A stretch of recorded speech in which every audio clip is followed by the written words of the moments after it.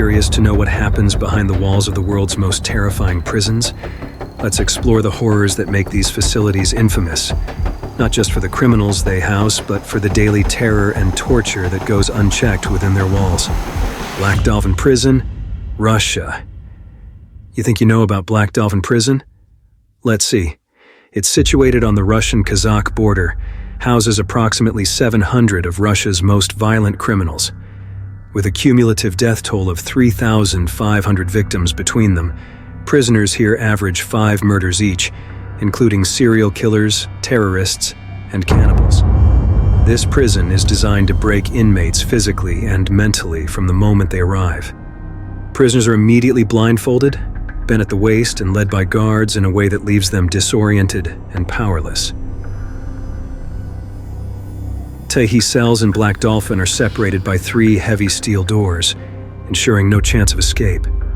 Inmates live in a cell within a cell setup, sharing tiny 50-square-foot spaces that barely allow for movement. Guards check every cell in 15-minute intervals, and prisoners are forbidden from sitting on their beds during the 16-hour day. When allowed to exercise, inmates are confined to pacing in another small cell, as the prison lacks an outdoor yard. The prisoners are also under 24-hour surveillance, constantly monitored by guards and cameras to ensure they pose no threat to the outside world.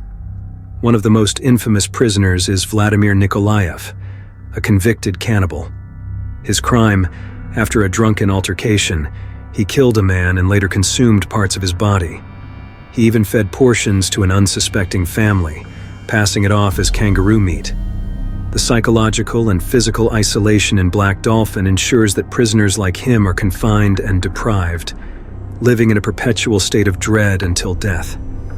As the heavy doors of Black Dolphin slam shut, the outside world fades into silence. This prison houses some of Russia's most dangerous criminals, from cannibals to serial killers, and the isolation is absolute. Inmates wake up in small, dimly lit cells, knowing that their every movement is under constant surveillance. Guards check on prisoners every 15 minutes, adding to the prisoner's lack of privacy and leaving no space for plans or escape. The routine here is designed to break even the hardest of men. Breakfast arrives, but even the meal is a reminder of their confinement. A bland serving, often in silence with guards standing watch. For prisoners like Vladimir Nikolaev, a convicted cannibal, this monotony is accompanied by memories of his gruesome past crimes as he faces the walls and waits for his day to pass. His life, like every other inmate's here, is tightly restricted. Any movement outside his cell is escorted by 2 guards, with him blindfolded and shackled, ensuring he has no clear sense of his surroundings. Guards here are trained to keep an emotional distance from these dangerous inmates, understanding the lethal threat that prisoners like Nikolaev could pose with even a single unsupervised move. Their survival depends on maintaining absolute dominance, treating every encounter with the utmost caution. San Quentin State Prison, USA. This one is nothing short of terrifying. San Quentin State Prison, located in California, is one of the oldest and most infamous penitentiaries in the United States. Opened in 1852, it houses some of the country's most dangerous criminals and maintains the largest death row in the nation. Known for its brutal past and the numerous executions carried out within its walls, San Quentin's name alone invokes fear in both prisoners and guards. San Quentin has a reputation for violence and severe overcrowding, with inmates packed into cramped cells, often with 2 or 3 people in spaces designed for one. Conditions are harsh, and riots frequently break out, leading to a near-constant state of tension. Despite attempts to reform the prison, violence remains common, with stabbings, gang activity, and brutal fights regularly occurring among inmates. Inmates on death row face an especially bleak existence, confined to small concrete cells with minimal human interaction. Known as a prison within a prison, death row in San Quentin isolates individuals completely, intensifying the mental toll of awaiting execution. Why on patrol? Death row, it's a lot of cell time. Dark, kind of parasitic. The rules and changes day to day, and you never know really what's coming, and it's just oppressive. We have to strip down naked, show ourselves, and then get handcuffed to go anywhere around here. Anytime we step out of our cells. The prison has recently shifted toward housing inmates in newer, isolated facilities. However, the historical aura of terror lingers, as many of the inmates housed here remain on death row for years, often developing severe psychological issues. Notable inmates and crimes. San Quentin's death row has been home to some of the most infamous criminals in U.S. history, including Charles Manson, Scott Peterson, and Richard Ramirez, the Night Stalker. Each inmate's story is as chilling as the last, but Ramirez's reputation as a serial killer and Satanist made him particularly feared. Known for a series of violent home invasions and murders across California, Ramirez terrorized the state throughout the 1980s. His presence at San Quentin added to the prison's notoriety, creating an atmosphere of dread that continues to define the institution. At San Quentin, the day begins with a heavy clang of cell doors echoing through the halls. This prison, one of the oldest in California, has housed infamous criminals whose reputations instill fear even in fellow inmates. Walking through death row, you can feel the weight of these prisoners' notorious pasts. Guards are alert, aware that any interaction with men like Richard Ramirez, the Night Stalker, or Charles Manson carries an implicit risk. They move with caution.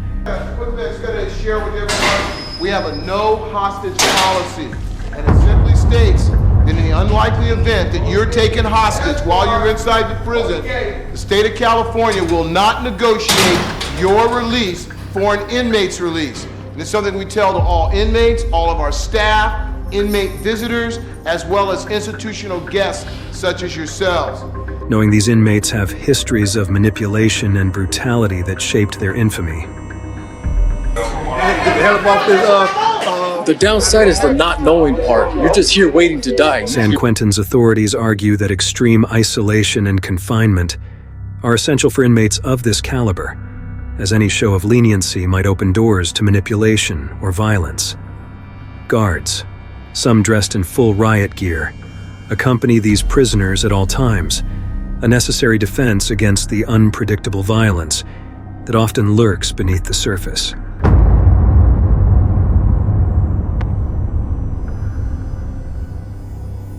Did you know that this prison is so notorious even the guards fear what lies within? Let's take a closer look at TOCORÓN Prison in Venezuela, one of the most feared prisons in the world due to the chaos and brutal conditions within its walls. TOCORÓN, officially known as the Aragua Penitentiary Center, has earned a notorious reputation for being practically controlled by inmates themselves, with authorities often unable to enforce typical prison rules or maintain basic security. TOCORÓN Prison is located in the rural town of Tocorón in Venezuela's northern Aragua state. Known for its chaotic and crime-ridden environment, Tocorón had transformed over time into a self-contained criminal hub under the rule of inmate and gang leader Hector Guerrero, El Niño Guerrero. The prison became notorious as the operational base for Guerrero's gang, the Tren de Aragua, which has expanded its reach across Latin America, engaging in human trafficking, drug running, arms smuggling, and extortion. TOCORÓN Prison in Venezuela, recently stormed by authorities, reveals one of the most complex and chilling cases of self-governing prisons worldwide. This facility, overtaken on September 20th by a massive operation of 11,000 soldiers and police officers, was found to operate like a mini-kingdom controlled by inmates rather than prison authorities. Inside, law enforcement discovered nightclubs, swimming pools, a zoo with exotic animals, and even baseball fields, creating an environment unlike any traditional prison setting. Perhaps most shocking was the discovery that hundreds of family members, including children, were living in the prison alongside inmates. This lifestyle highlights how deeply embedded the prison's internal economy was in the everyday operations, forming an elaborate self-governance that allowed complete criminal control over safety, food, and health access within the facility. The mastermind behind Tocorón's illicit empire was Hector Guerrero, known as El Niño Guerrero, leader of the Tren de Aragua. Guerrero allegedly maintained control by charging taxes to less powerful inmates, and those who defied the established hierarchy often faced violent retribution, sometimes even death. The guards at Tocorón operate under constant threat. While they may officially wear the badge of authority, they're frequently at the mercy of the Tren de Aragua's leaders. Attempts to control the prison environment often provoke violent retaliation, making guards wary of confronting the prisoners directly. To survive, many guards cooperate with the inmates or turn a blind eye, allowing the gangs to continue their operations virtually unchecked. In Venezuelan society, some authorities argue that the harsh conditions and autonomy of gangs in prisons like Tocorón are justified because the government lacks the resources to handle extreme overcrowding and high crime rates. For this reason, it's often considered more feasible to allow some level of self-governance within the prison, despite the violence and criminal enterprises it enables. The philosophy seems to be that it's better to keep the power structures in place, rather than provoke an outright war between guards and inmates that would likely lead to more deaths and chaos. For ordinary prisoners, survival in Tocorón depends heavily on submission and alliances. The gang dictates daily life, determining who gets access to food, shelter, and protection. New inmates face harsh initiation rituals, often including violence or forced labor. Those who resist risk brutal punishment, either at the hands of fellow prisoners or by guards who won't interfere in inmate disputes. This day-to-day reality creates a relentless atmosphere of tension and fear, where the rule of law has been replaced by the rule of gangs, and those who don't fall in line often find themselves targeted, extorted, or worse. The situation in Tocorón has been widely reported by news outlets and humanitarian organizations who have documented the deplorable conditions and the extent of gang control. Human Rights Watch and reports from local Venezuelan journalists reveal the deep-rooted issues that have turned this prison into a center of crime rather than rehabilitation. The Venezuelan government, facing pressure from neighboring countries like Colombia, Peru, and Chile, launched this high-profile raid likely as a response to international demands to dismantle the prison's criminal stronghold. Yet Guerrero and several high-ranking gang leaders reportedly escaped just days before the operation, raising suspicions of government complicity.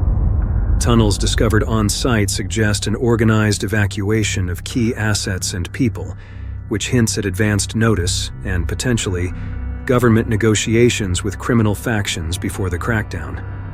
The Tocorón incident sheds light on the severe challenges of managing such self-governing prisons, where guards often face heightened risks due to the powerful criminal elements within. Officials and activists argue that Venezuela's prisons require urgent reform to prevent organized crime from infiltrating correctional facilities and establishing systems of rule that eclipse any official authority. For regional authorities, however, containing a figure like Guerrero, now a fugitive, poses an ongoing risk as his presence in neighboring countries could escalate local crime and add further strain on Latin American criminal justice systems. These prisons are far more than cells and walls. They are microcosms of horror where justice and fear intertwine. In Part 2, we'll continue our journey into the darkest corners of the world's most feared prisons, each holding stories of pain, power, and survival. Till then, stay safe and curious.